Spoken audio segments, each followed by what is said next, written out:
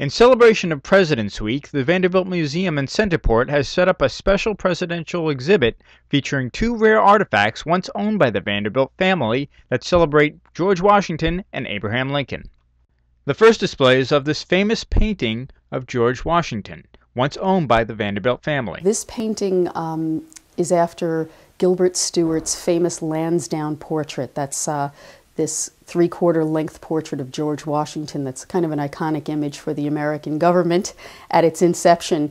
And this is, we believe, a copy. We do not know who the artist was or whether it was a copy that was done in the time of Gilbert Stuart or whether it was done later in the 1800s. But it's obviously quite old and has a gilded frame, which is very delicate, with an American eagle over it. And it's a wonderful addition to our collection, and we enjoy putting it out on President's Week for the public to view. It's in the Portuguese sitting room, and it can only be viewed when you purchase a ticket for a house tour. So when you buy the grounds pass, you have to pay just a few extra dollars to take the house tour of the living quarters with a tour guide. And it's a wonderful, informative tour, and that's kind of a treat. During President's Week, we put the portrait out.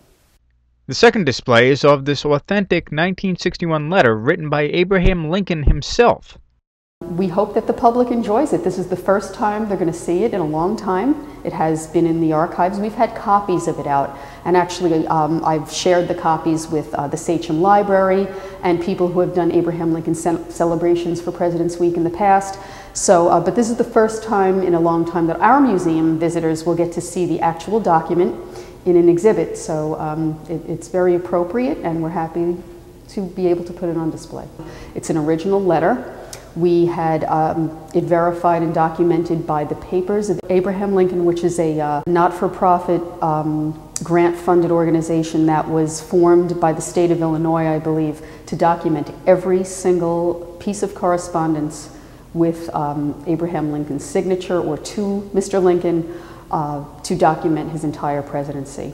In a roundabout way, it may have had something to do with the Vanderbilt family at one time. Don't forget, the letter predates our Mr. Vanderbilt because the date of the letter is 1861, the year that Lincoln became president. That's the year he took office.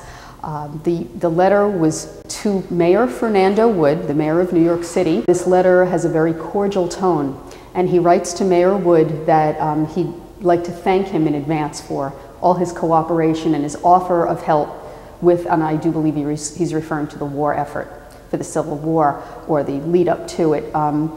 What our take on it is that perhaps Mayor Wood was instrumental in getting troops sent down on the railroad from New York City, and the Vanderbilts, of course, own the railroad. So we're thinking one of the past generations of Vanderbilts had this letter and passed it down through the family, and that's how our Mr. Vanderbilt wound up with it. Gress says it's fascinating being able to look at the words written by Lincoln himself. Staff is excited about it. It's very special to be able to be near an artifact that he, piece of paper that he touched. And we also have the envelope in his hand with the original postmark and the date, and it's all legible, and it's still in very, very good condition. It was well cared for by the Vanderbilts, so it's a great thing for us. You can see the presidential exhibit through Sunday, February 27th. For more information, you can check out the Vanderbilt Museum's website at www.vanderbiltmuseum.org. In Centerport, Collora reporting.